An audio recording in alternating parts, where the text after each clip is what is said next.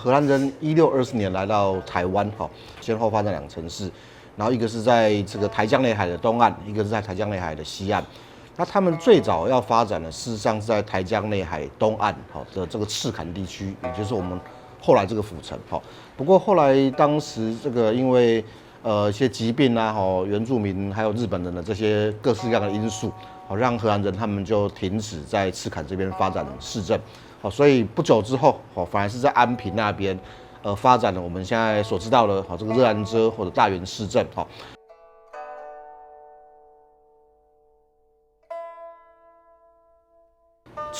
赤坎这个地方，一直要等到在1640年代的末期，将近1650年了。然后因为这边的汉人的移民人呢越来越多，来这边从事屯垦啊等等，所以荷兰人觉得有必要，也觉得这样人其实可以再发展一个市政，所以就把过去本来已经这个废掉的计划，重新再把它这个开始推动，所以也很快的就发展出这个所谓的普罗民遮市政，然后这个普罗民遮市政呢，它所留下的这些街道，那也就后来成为这个清代府城的最基本的格局。当时荷兰人他们在台南这边建立了2个市镇，这个热兰遮跟普罗民遮，然后也在这2个地方也建造了这个所谓的堡垒或者城堡。在安平那边就是我们熟悉的热兰遮城、热兰遮城堡，后来成为叫王城，是郑成功他们有好像是个王在里面，是被称为王城。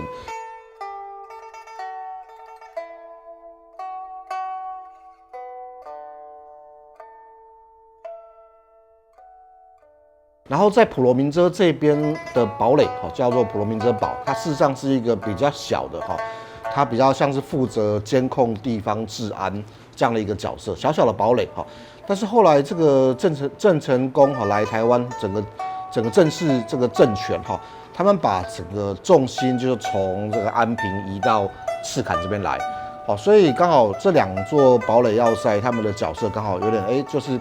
变得不一样。之前本来只是一个地方性质的普罗民遮堡，但是到了这个东林政权正式政权的时候呢，它就变成是这个当时的承天府的衙门，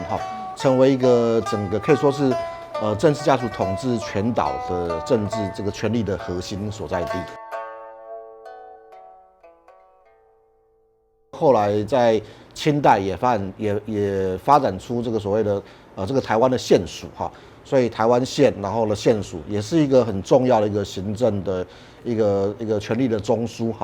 所以可以说就是荷兰人就是无意留下一座小堡垒，但是后来在明政在清代，它都成为一个很重要治理台湾的一个权力中枢。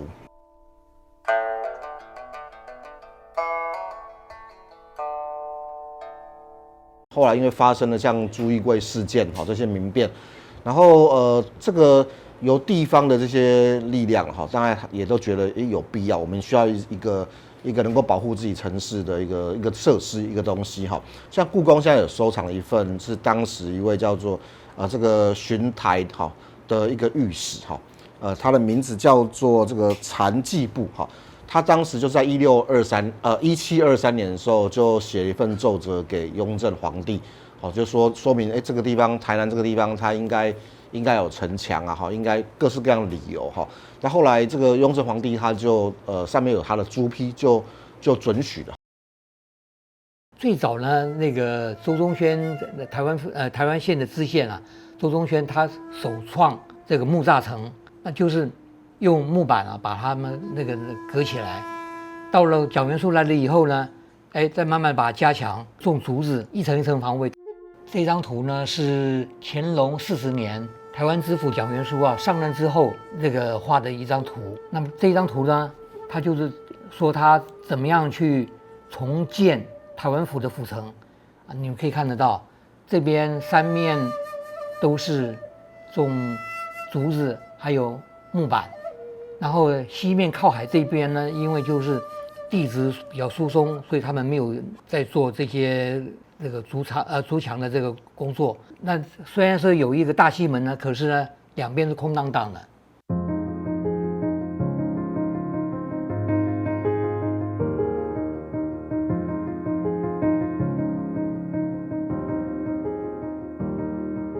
大门门定型在乾隆41年1776蒋元枢大修之时，这个连同城座大约高达8公尺多。这个半月形的墙上再开一门，各位可以看到这是宁南门。道光15年1835，在城门另外再筑这个半月形的外郭，所以这个城墙我们称之为瓮城，这是非常少数旧城形制的唯一留存。而这个瓮城其实是为了加强城堡或关隘的防守，在城门外修建的这个半圆形这个护门小城。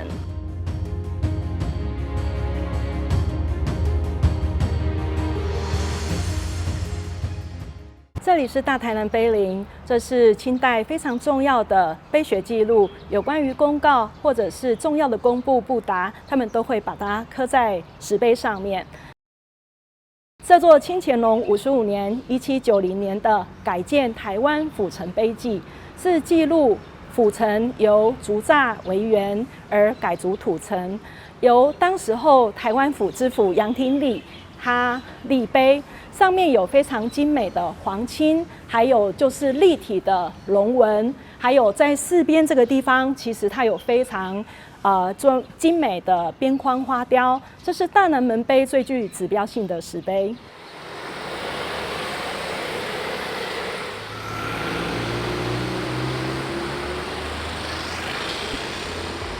这里是大东门，所有城门中最早兴建的就是大东门。从这个方向望过去呢，其实就是日升东方，有迎接东方祥瑞之气的意思。那么各位从这个地方进城之后呢，我们看到城门就是东安门。各位在这一条路，这一条进城的东门大街，各位是无法想象的。当时候这一条大街就是清代市集非常热闹的地方，然后也是交易非常热络的地方。东门城的基座、大南门的基座，基本上呢都是在就是台湾知府杨廷礼当时候建成完成就已经形成的基底。但是呢，在基座上方其实都是以仿古式的方式，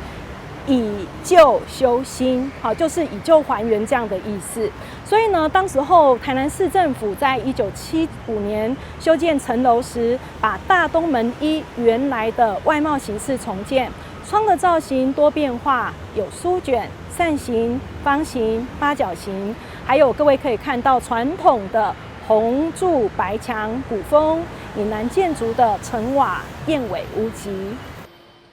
现在大家看到的迎春门其实是内城门额，从城里面往出城的这个方向，在大东门这个地方有一个边春牛。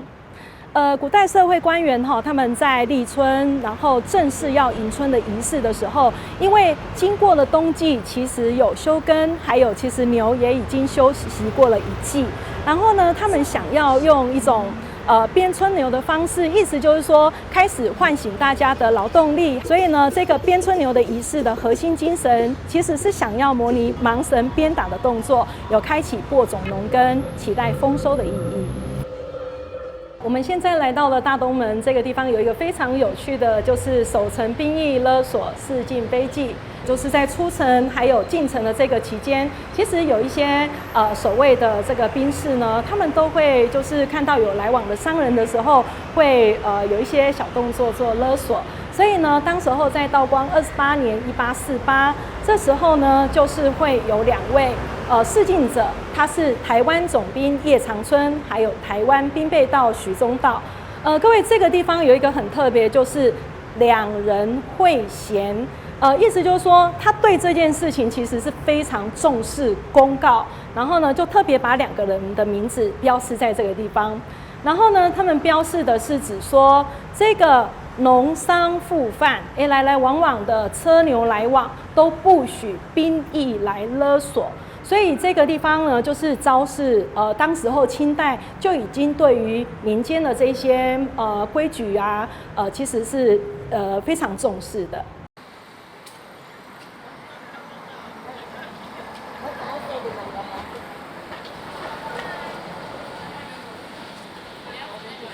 这里是对月门，属于台湾府城这些城门外郭城的其中之一。对月门是道光15年1835所增建，这边是以在地的石材红砖还有老古石大家所建造。各位来到对院门，你会发现它其实是一个活的古迹，串接了信义街，可以让来来往往的车可以进出。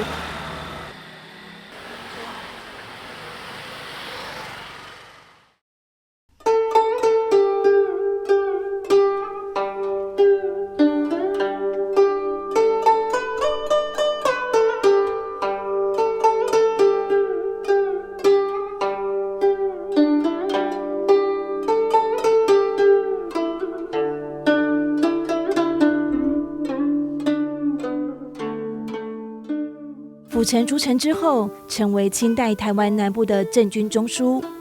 城墙高耸，四门坚固，东西南北各有守备驻防。城外设有炮台、壕沟与营寨，城内则驻有绿营兵丁与镇属官府，军阵并重，井栏有序。整座城如同一道严密完整的防御网，稳固城内的安定。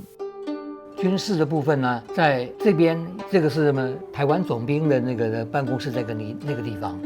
然后呢，它这边很多那个营房啊，譬如说这是右营署，这城守署，这左营署，甚至呢这边啊，这中营署在这个地方，几乎都是呢一些军事要地。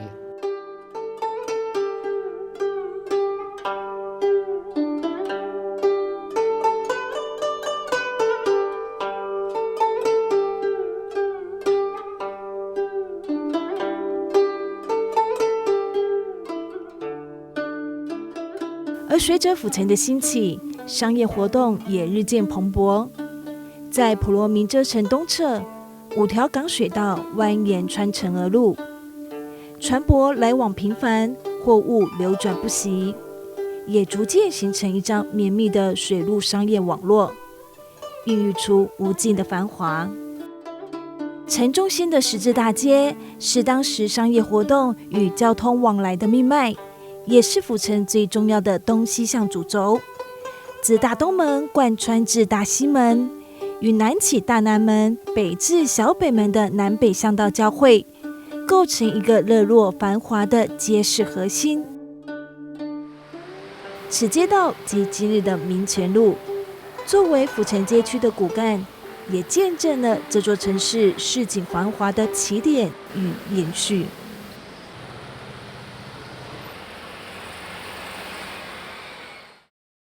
在这些城墙建设修筑完成之后，在同治13年1874，沈葆桢对这些城墙进行了最后一次的修筑工程。到1895，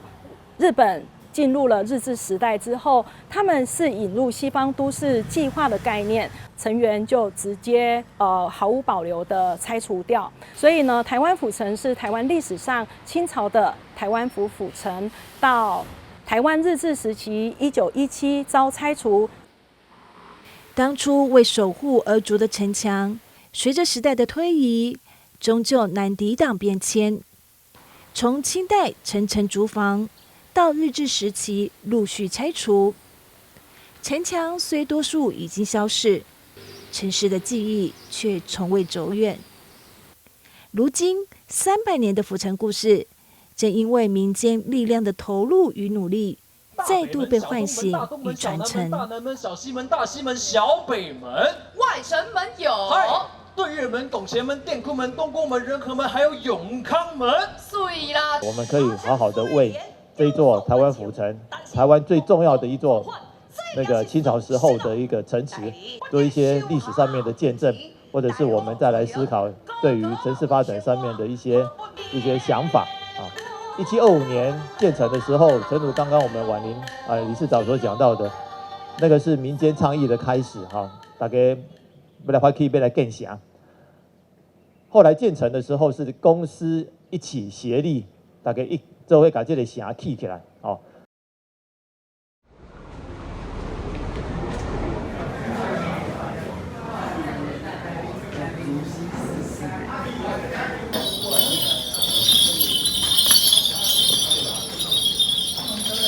再拜3拜，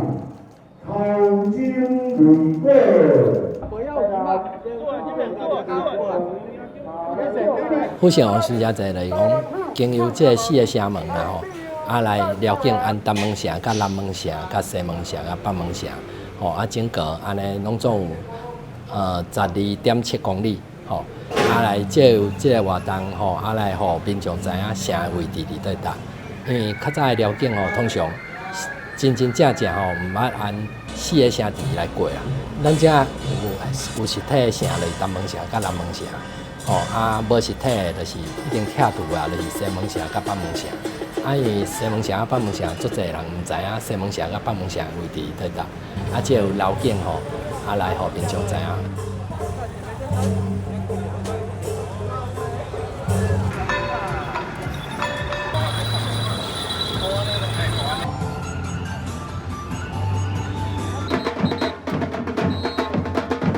我们今年的府城城元节主要有4大活动。第一个，我们是结合台湾府城隍庙主办的府城隍巡城祭。城隍是城市的守护神，今年睽违19年的全城绕境，特地守护了4大城门，有超过3000人以上参与。特别邀请到台南在地艺术家，以当代艺术手法制作了4大城门以及4小城门的欢迎门，吸引更多的年轻世代对于传统宗教与城市文化的关注，在网络上获得很大的回响。第二个是我们结合了民间1府300的5.9围城，在5月9号到5月11号举办了城市活动嘉年华，邀请庙宇、学校和所有关心市民等近5000人，以行动参与城墙的再现，加强民众认识这些文化资产如何形塑城市文化场域的一个关系。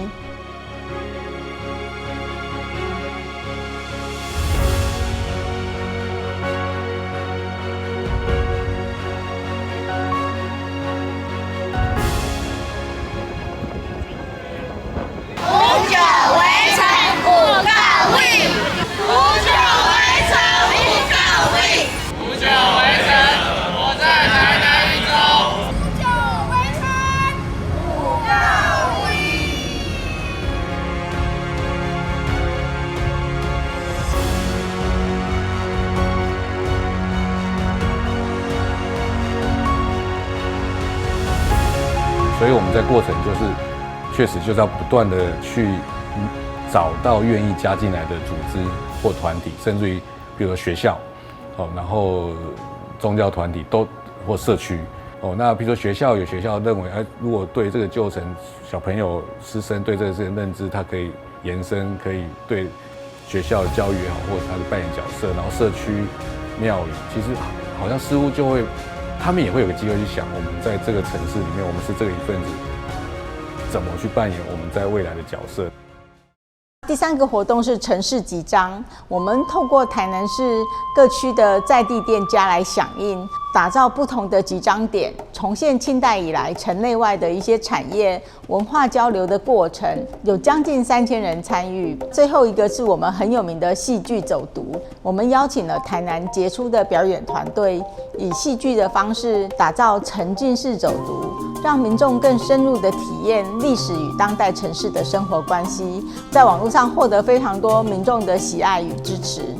那市府以公私协力、文化共创的理念，延续300年前民间倡议组成的精神，透过整合在地社群、艺文团体与学术单位，以艺术文创等多元的形式，运用更创新的手法，来强化民众共同参与城市文化盛事的认同感。台南目前共有152处古迹，90处历史建筑。那今年为响应建成300年，那国定古迹台湾府城大东门及大南门开始启动修复工程。那跟府城息息相关的相关文化资产，例如潮州移民的信仰中心、国定古迹三山国王庙，以及反映市区改正拆除再利用城墙的日军步兵第2联队官舍群、台南公园管理所以及协行社都已经陆续完成修复完工。除了积极的修复保存文化资产以外，我们也重视文化资产跟历史街区的脉络与当代生活的发展。那我们以府城历史街区的古迹周边，例如孔庙、台湾州厅、合同厅舍、4.5庙、大天后宫等等为核心，利用光环境来逐步改造夜间风貌，希望未来让民众可以更亲近文化资产，享受台南美好的文化夜生活。近几年，台南市政府持续推动古迹与历史街区修护工程，让文化资产重现风华。透过专业修护与环境重整，历史记忆得以延续，城市的风貌也焕然一新。红球计划的登场，更以艺术创意唤起全民关注，让世界看见台南的文化魅力。当巨大的红球穿梭于古迹与街区之间，历史与当代艺术产生了对话，也唤起市民对城市的情感共鸣。台南以实际的行动守护历史，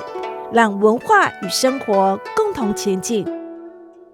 300年的历史告诉我们，一个伟大的城市其实不只是守城，我们以在地的元素不断的与国际化做接轨，其实激发出有更多的创意。